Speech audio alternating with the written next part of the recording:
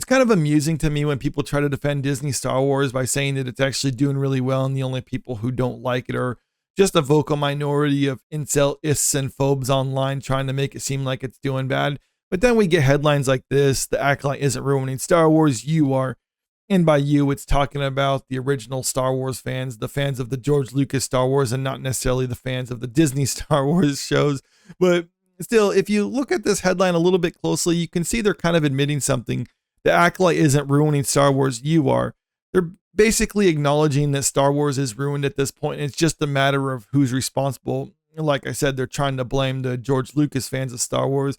I would probably argue that it's the hateful fan base that Disney's tried to cultivate over the last few years. You know, the types, the ones who basically say like, oh, I like it when people are upset about the new Star Wars and other things like that. Like those type of people who are just trying to spread misery because they have miserable lives themselves. And you know, the whole saying, misery loves company. But I think they're more responsible for the downfall of Star Wars in the last several years. But ultimately, though, it is just the result of poor story quality. But still, people try to defend this by saying that it's actually doing really well. We got these numbers coming out from Deadline, or it was reported by Deadline coming out from Disney, where they said the Acolyte got 11.1 million views during the first 5 days on Disney Plus, which sounds good on the surface because 11.1 million is a pretty big number. But then you have to take into account cross-reference this with third-party data on this. And we can see that it's really not doing too well because it says 11.1 million for the Acolyte. Compare that to Ahsoka when that came out, and that brought in 14 million views during the same period. So 3 million more, but still you're going to say like, oh, well, Ahsoka did really well.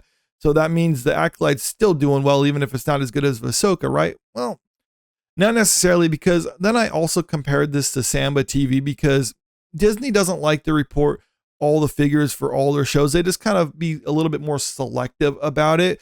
And according to Samba TV, which is a third-party site that reports viewership figures, they have a different methodology, but I think there's still a point of comparison there because according to Samba TV, Ahsoka brought in 1.2 million views during the first 5 days.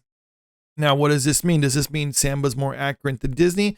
No, I'm not saying that, but I am using this as a reference though, since Disney doesn't actually report all their figures.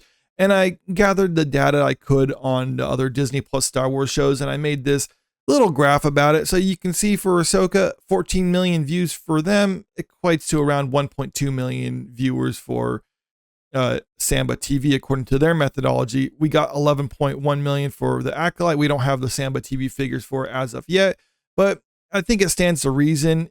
11.1 million, 3 million less than Ahsoka would probably equate to maybe around a million or so from Samba TV data. Now, when you look at that compared to other Disney Plus Star Wars shows, it's not pretty good. The Mandalorian, that was obviously a popular show. I don't have it on here, but Book of Boba Fett, 1.7 million, 2.14 million for Obi-Wan Kenobi. And you got to keep in mind, these two shows are doing better than the Acolyte, but they also had smaller budgets than the Acolyte. Obi-Wan Kenobi, for instance, had around half the budget that the Acolyte did and is able to get over twice as many views during the same time period. And that show was declared a failure to the point where they're not actually having a second season. Others will try to say that it was always just intended for one season, but Ewan McGregor thought that we're going to have multiple seasons, and he's been trying to advocate for it since then, but to no avail because the show just wasn't profitable enough for them. So when you think about that and then look at what the Acolyte is doing with 11.1 million, or half the viewership as what Obi-Wan got, it's not a very good sign for it. So when people are trying to say that the Acolyte's actually doing really well, no, it's not. It looks like it is a failure for Disney Star Wars. But again, Disney is calling their media allies to try to go to the defense of them and saying like, well, no, it's this segment of the fan base are the ones that's responsible for it. But it looks like the fan base that Disney's tried to cultivate like to criticize people online, but it seems like they're not actually showing up to watch it either. Or if they are showing up to watch it, they're not doing it in big enough numbers to justify the cost that they're spending on this. But let's dive a little bit into this article from The Inverse. It's basically just kind of a hit piece on George Lucas Star Wars fans. And you can kind of see why Disney Star Wars has not been doing too well in the last couple years. The Acolyte is not the first Star Wars project to face the brunt of fan backlash, and it likely won't be the last.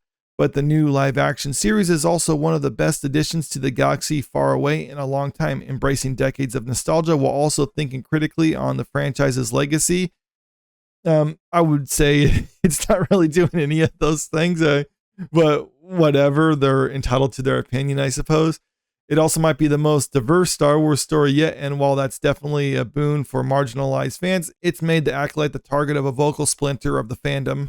It's funny that people are still using this talking point despite the fact that of all major franchises, Star Wars is the one that it applies to the least, since there's been non-white people and strong females since the original Star Wars trilogy, and no one had a problem with it until Disney Star Wars came around.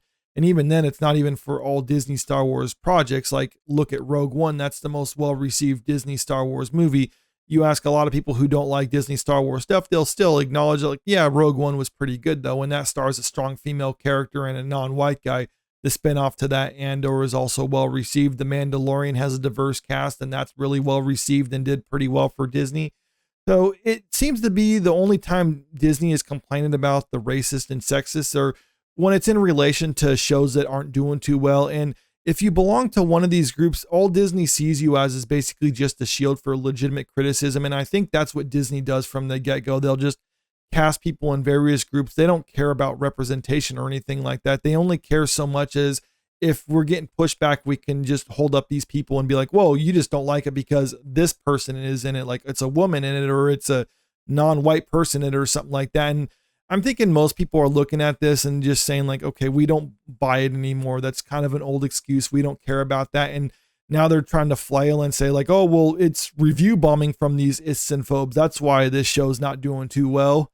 The same folks that review bomb diverse swings like Marvel's Eternals and the Lord of the Rings prequel, The Rings of Power, have now set their sights on the Acolyte. To hear them tell it, the series is the worst thing that's ever happened to Star Wars, and its showrunner Leslie Headland is just as fiendish as Lucasfilm president Kathleen Kennedy. I'm not saying review bombing never happens, but it happens both ways, and it's more or less just a reflection of what the audience feels when you see something this overwhelmingly negative like this. Because if review bombing is people who are just coming out here just to specifically give it a negative score, well, then it happens both ways. Like, look at here as an example, half-star review. Okay, this account is new. It literally only reviewed this, so people could say, like, oh, see, that's proof that it's review bombing. Well, hold your horses there, because I'm going to find a 5-star one. Just the first 5-star one I see, what does it say? I'm so excited to see these characters grow. They're all interesting. All right, pretty generic. And this 5-star one was created just to review this. So it seems like there's people from both sides of this who like it and who don't like it, creating accounts just to review it, which means this stirred up a passion in the fan base where people wanted to put their opinion out there. And it seems like the overwhelming opinion is that it's negative. So if people were saying that this is bad, that people are being able to voice their opinion, well, I'm just going to have to disagree with you on that one. It really does seem that a lot of people don't like Star Wars. And when you go by the viewership figures, even though Disney's trying to put a positive spin on this, the viewership figures just aren't that good for the amount of money that they spent on this show. And it looks like Disney Star Wars is pretty much ruined at this point.